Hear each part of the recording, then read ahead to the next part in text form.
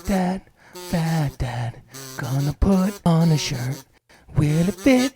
No, it can't, 'cause he eats all the food. Look out, here comes a fat dad. Hi, Will of Fat Dad Comics here, and this is going to be the first video I've made in quite some time. My last video was a CGC submission. I do have another CGC submission I want to show you guys. It's not fantastic. It kind of goes along the theme of what I've been trying to accomplish making these videos. This video in particular is about a haul that I recently came across in, say, the last 4 days. Hitting some comic shops and eBay buy. I picked up a couple of Amazing Spider-Man keys that I kind of wanted to pick up for quite some time, just waiting for the right price, right time, that good stuff. So without further ado, I'm going to show you guys, and it is going to be in order of the run.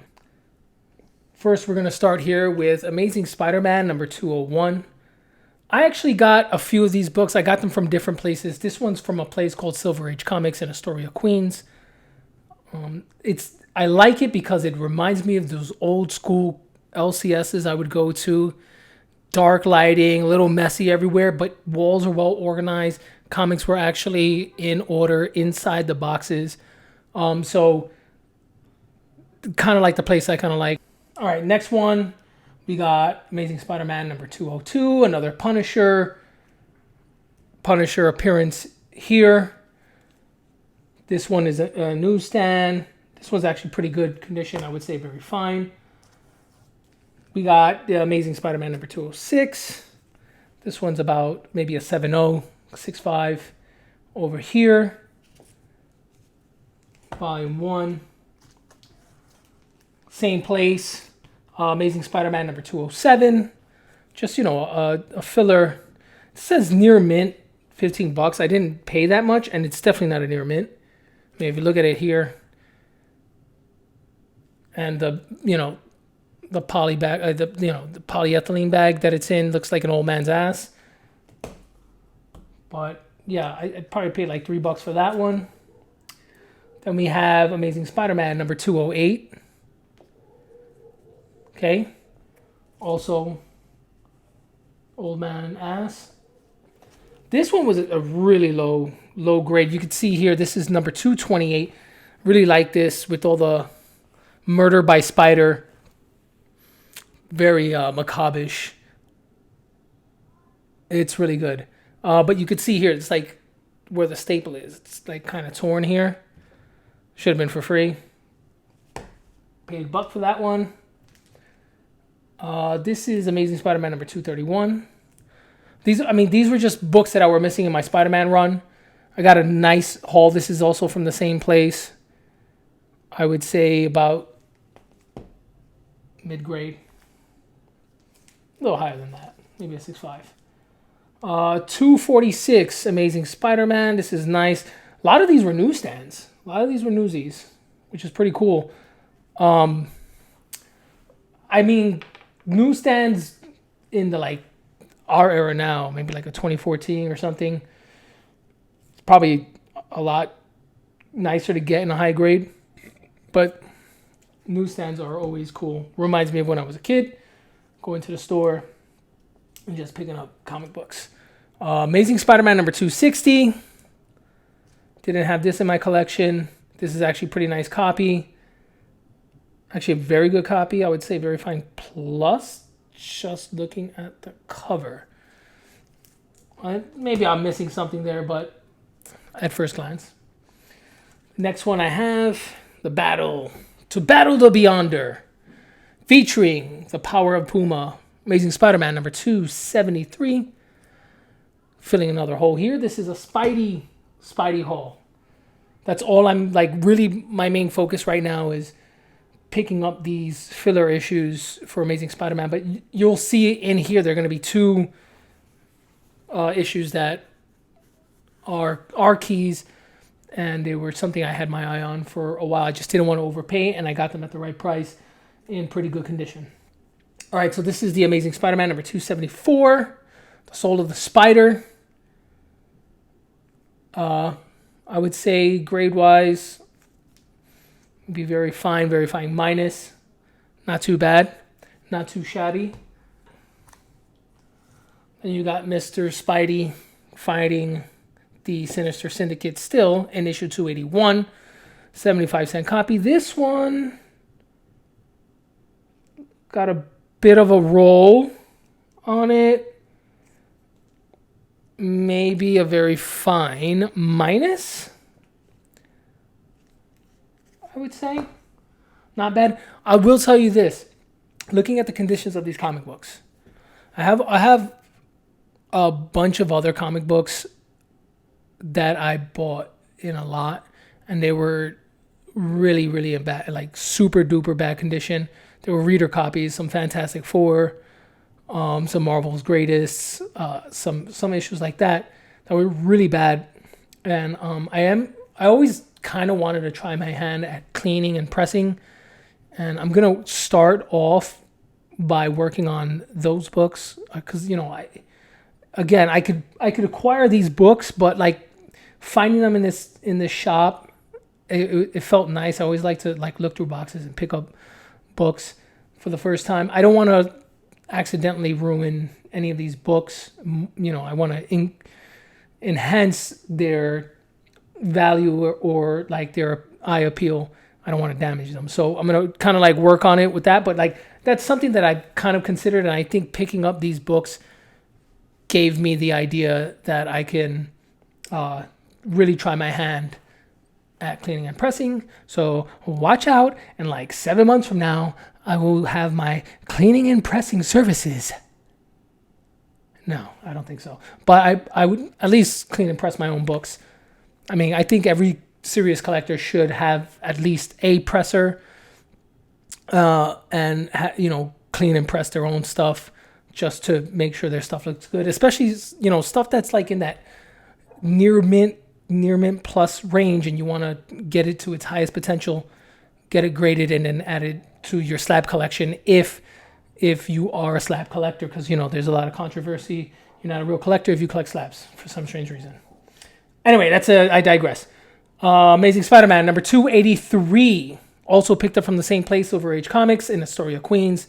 This one appears to be in that very fine range. Now, this is one of the books that I had my eye on for quite some time. Looked at it on a lot of eBay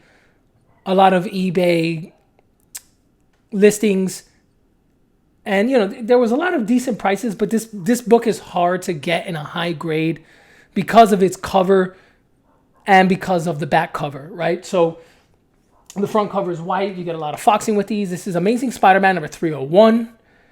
This is the return of the Amazing Spider-Man red and blue costume here after his battle with Venom in ASM 300 over there. So yeah, I picked this one up.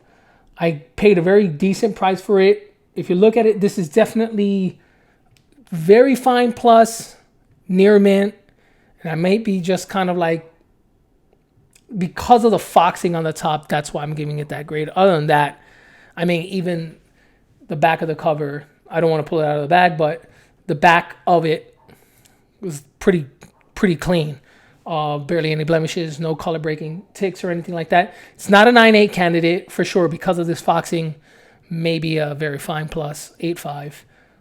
8.0, depending on how Tom was feeling that day when he was grading the comic. But I'm not going to get that graded. That's just something that's going to be in my collection. The next one, which is the other big key that I got, and it is related to Venom, Todd McFarlane run for the ASM run right here. So we got Amazing Spider-Man number 316 in a newsstand. I also got this on eBay, but I got this in a lot, and I'm going to show you the other books that it came with, 4 other books.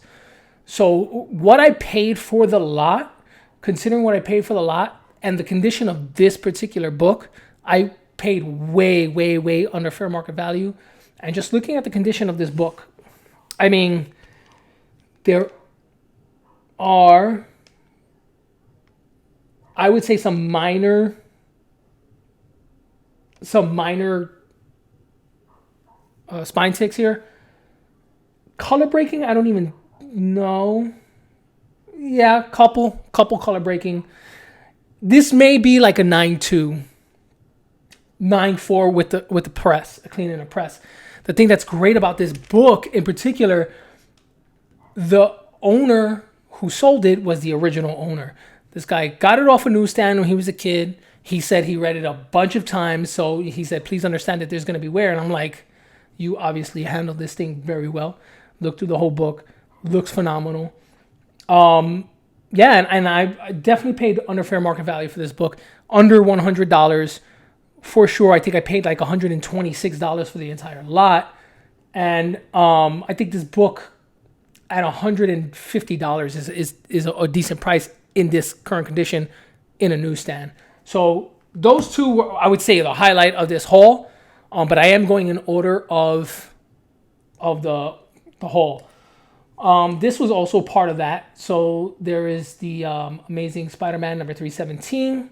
Also, if you look at this one, I mean, this is a near mint. Look, very fine plus near mint. It's a 9.0 maybe? I don't know.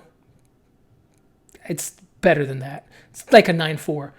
Great condition. It didn't even look like this guy read that particular issue.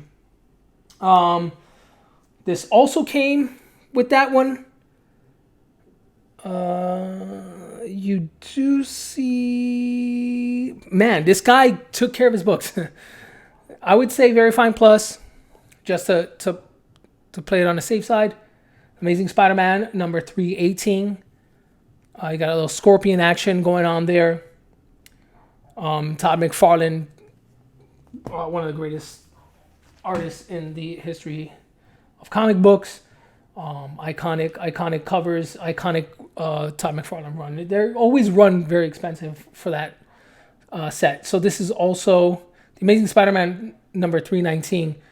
And just looking at it in the condition that it's in, again, it's beautiful.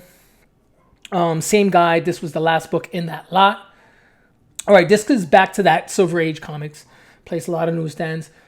This is Amazing Spider-Man number 322. This is another part of that McFarlane run. I saw that there. He did have others that I was missing in that McFarlane run, but they were just so beat up that I would have much rather paid $10-15 for a super clean copy, because that's normally what I see them go for in most LCSs. But I even at $1, I was like, I couldn't. Not at those conditions were just too bad, too poor, way under mid-grade. So I was like, nah. I mean, and even this one's like a 6.0. Next one, Amazing Spider-Man number 325. We got Amazing Spider-Man, got Red Skull in the background there, got Silver Sable, Captain America appearances. This one also, this is like a very fine minus. I would say it's not in terrible condition. I got a good price on this entire run. There's a lot of books that I got from this Silver Age Comics place in Astoria. They had some premium books and all that other stuff, but I wanted to just focus in on grabbing these filler items. Number 326, also from there. This one, very fine plus maybe. Very fine. 8085, I would say, for this one here. Missing it in my collection. Thought I'd pick it up, and I did just that. So that's awesome right there. Next one, Amazing Spider-Man number 327. Also picked up from that very same place. This one is super clean. Very fine plus. Maybe a near mint, 9.0. Very, very nice. And this too, this is Eric Larson. And that's who between him and Bagley, those are the guys that I kind of grew up seeing. They were coming out as I was like paying more attention to comic books. So we got another Eric Larson here, number 331. Got it from that same place, Silver Age Comics. So, and these are not Silver Age comics, obviously. These are all modern age comics. So yeah, we got 331, this one's in pretty good condition. I would say very fine plus. 331 was missing that one some reason, somehow. I don't know how. I have the Amazing Spider-Man number 354 in a newsstand. This thing, probably very fine plus, very clean. No spine ticks from what I see. Pretty sharp corners in a newsstand. It's pretty cool. Actually pretty cool. Next, we have a Bagley cover. Amazing Spider-Man number 358. I mean, always love Bagleys, like the shoulders, the thin waist. There's the sharp edges around like Spider-Man's features, even under his costume, in his mask. You could see like the sharpness in it, in his forearms, in his biceps, all that stuff. You got a Punisher appearance on the cover here. It's very. I love this. I love Bagley. I love this. This is what I grew up on. All right, so we have here number 364. I actually got this at a thrift shop for $1. And it's weird because this place is called Gotham. I would go there. I go there often, and I look through, and it's a bunch of like old junk, like nothing great. But I managed to get this for $1, which is not bad. And like this bag and board is what it was in. Whoever he acquired it from, he's not rebagging and boarding anything, so the chips will fall as they may. All right, so this one is a Amazing Spider-Man number 387. I picked this up at another place called Royal Collectibles. It's Forest Hills, LCS. Great shop. They're a great shop, and they have some pretty good things there. Also from Royal Collectibles, I got Amazing Spider-Man number 389. Couple of pressable spine ticks, and they don't seem to break color. Let's see what else we got here. We got 395, also Bagley. Got Puma on the front there, right? Excellent condition. I would say near mint. Very fine plus, near mint. Okay, then we have 396. I like this. Side by side with Daredevil. I mean, I don't know. I feel like the best time in comic books, Chris Claremont, John Byrne, Simonson, Walt Simonson, Louise Simonson, Todd McFarlane, all those within that era. I really feel like stories were like fantastic. Reading Fantastic Four from that like Bronze Copper Age, Thor from that Bronze Copper Age. It was good. It was good. Amazing Spider-Man was just fun to read. So I don't know what exactly started to happen with Amazing Spider-Man and stuff, but I mean, whatever's clever. Also part of that haul from Royal Collectibles, 397. Amazing Spider-Man number 397. There's a beautiful, clean copy over here. More Bagley. You could see with that pronunciation of the nose, the jaw. That's Bagley right there. Very fine in like the small parts of the body, the waist, in between the forearm and the bicep where the elbow. The elbow is very sharp. Good stuff.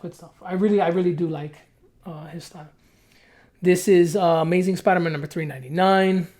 This is just before that Death of Aunt May, which I already had. So this one is probably he has it at 9.4 plus. I agree. I see a little spine tick there. Very small, but it's there nonetheless. It's a 9.4. Straight up and down. I'll tell me Amazing Spider-Man number 401 because I didn't have that one. So this one's pretty cool. Mr. Bags again. The battle for Aunt May's soul. This is Amazing Spider-Man number 402. Also, Mark Bagley. This guy is Riz God. Amazing Spider-Man number 418. Pick this up. This is the last one of the haul. Pick this one up at Midtown Comics, Astoria, Queens. I am not from Astoria. I am from Queens, but I'm not from Astoria. There's just a lot of shops there, or at least those two shops. Royal has another like premium back issue shop there that opens whenever it feels like it. So, which is in close proximity to this Midtown comic shop. This is their outlet, so they don't have new issues. They just have filler issues, back issues, some premium issues on the wall. Midtown Comics is a little high in the price range, but a lot of times, sometimes they get it right, and they have some pretty cool stuff. Yeah, so this was my comic book haul. This is the first video I did in a long time.